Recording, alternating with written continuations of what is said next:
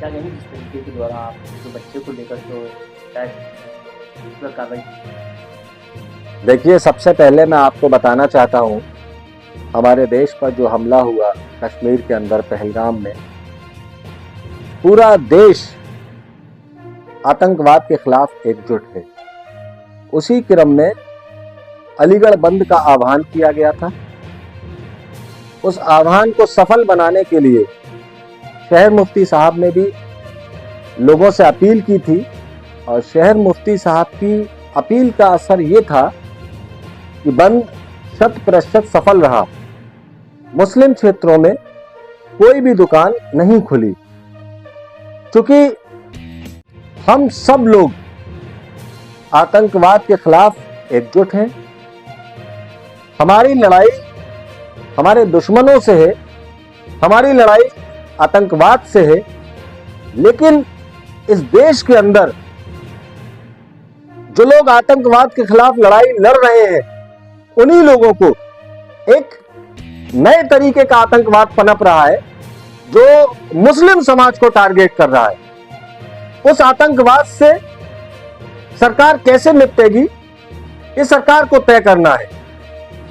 और कहीं ना कहीं इस तरह का आतंकवाद जो लोग फैला रहे हैं, खासकर मुस्लिम समाज के प्रति, कहीं ना कहीं उनको सरकार का संरक्षण प्राप्त है। क्योंकि जिस तरीके से अलीगढ़ में परसों तांडव किया बंद के दौरान, एक व्यक्ति जो अपने आप को भारतीय जनता पार्टी का नेता बताता है, उसने पूरे मुस्लिम समाज को गालियां बकी, अभद्र भाषा का प्रयोग किया।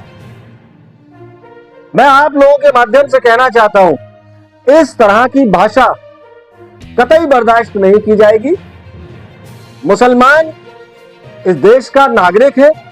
इस देश को आजादी से लेकर इस देश को देश बनाने में मुसलमान का बड़ा योगदान है और उससे बार बार उसकी कुर्बानियों को दरकिनार करते हुए उसे बार बार सफाई ली जा रही है, बार बार पूछा जा रहा है, देश में दोयम दर्जे का नागरिक बना दिया है। एक गुंडों का गैंग इकट्ठा होकर, हम खुद कहते हैं, पाकिस्तान के खिलाफ सरकार को जो कार्रवाई करनी हो, अगर हिंदुस्तान के मुसलमान को पाकिस्तान के खिलाफ लड़ने जाना पड़े, सरकार तय करे, सरकार रूपरेखा तय करे, हिंदुस्तान का मुसलमान अपनी वफादारी साबित कर दिखाएगा दुश्मन देश के खिलाफ लड़कर। लेकिन सवाल यह है कि अपने ही देश में वो उन लोगों से कैसे लड़े जो बहुसंख्यक है, जो माइनॉरिटी का नुकसान करना चाहते हैं, माइनॉरिटी का उत्पीड़न कर रहे हैं, लगातार खुलेआम ऑन कैमरा गालियां बक रहे हैं, उसको कतई बर्दाश्त नहीं किया जाएगा। उसी क्रम में ये हमारे साथी हैं, हमारे सहयोगी हैं कदीर साहब, इन्होंने तहरीर दी थी जिस पर वरिष्ठ पुलिस अधीक्षक महोदय से बात कर मुकदमा कायम कराया है। जो कार्रवाई बनती है, मेरी फिर से मांग है वरिष्ठ पुलिस अधीक्षक महोदय से, इस पर सख्त कार्रवाई करें, कतई लीपापोती ना करें, क्योंकि अगर इस तरह की घटनाओं पर अंकुश नहीं लगेगा, कार्रवाई नहीं होगी, तो कहीं ना कहीं ये चीजें समाज के लिए घातक होंगी। लेकिन वही आपने कार्रवाई की, लेकिन पीड़ित परिवार के द्वारा कोई शिकायत पत्र नहीं दिया, ऐसा क्या लगता है उसको डराया गया है? मैं पीड़ित परिवार के साथ हूं, उसकी हर पीड़ा में साथ हूं। मैंने भी प्रयास किया कि पीड़ित परिवार अपनी जो उसके साथ नाइंसाफी हुई है उसको लिख कर दे, हम उसका मुकदमा पंजीकृत कराएं। लेकिन कहीं ना कहीं पीड़ित परिवार अगर इसके लिए तैयार नहीं है तो उसके ऊपर कहीं ना कहीं प्रेशर है। मैं आपके माध्यम से उन लोगों को भी कहना चाहता हूं जो लोग एसी कमरे में बैठकर टीका टिप्पणी करते हैं, वो पीड़ित परिवार को लेकर आए, मुकदमा पंजीकृत कराने का काम मैं करूंगा, उसको इंसाफ दिलाने का काम भी मैं करूंगा। मेरा शहर है, मेरे लोग हैं, मैं हर हाल में अपने लोगों के साथ खड़ा हूं।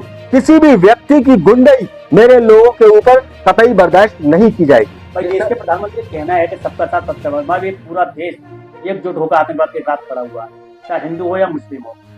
लेकिन इस तरह की घटनाएं सामने आ रही, क्या मानते हैं इसको लेकर?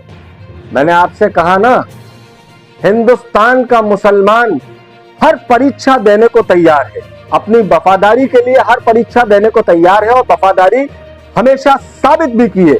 लेकिन एक जो इस समय माहौल बनाया गया पूरे देश में, जो मुस्लिम समाज के खिलाफ बनाया गया, उस माहौल में आप दुश्मन देश जो आपके खिलाफ आतंकवाद फैला रहा है, आपके खिलाफ कार्य कर रहा है, आप उससे लड़ने के साथ साथ अपने ही देश में अपने ही जो लोग हैं जो आतंकवाद के खिलाफ आपके साथ खड़े हुए हैं, आपके आतंकवाद के खिलाफ देश के साथ खड़े होकर आतंकवाद का मुंह तोड़ जवाब देने के लिए तैयार है, अगर उन्हीं लोगों के साथ उत्पीड़न होगा, उन्हीं लोगों के साथ लिंचिंग होगी, उन्हीं लोगों पर सवालिया निशान लगेंगे, तो वो लोग कहां जाएंगे। मेरा देश के प्रधानमंत्री से अपील है कि वो देश के जो दूसरी बड़ी आबादी है, जिसकी बड़ी कुर्बानियां है देश के लिए, उसके साथ ऐसा व्यवहार जो लोग करने वाले हैं उनके खिलाफ सख्त कार्रवाई करें, ऐसा कानून बनाएं जो लोग देश के बंटवारे के लिए आज एक माहौल क्रिएट कर रहे हैं वो बंटवारा रुक सके, क्योंकि आज सामाजिक बंटवारा हो रहा है जो कहीं ना कहीं देश के खिलाफ है, जो देश हित में कतई नहीं है। जिस तरह से पूरे बाजार में वो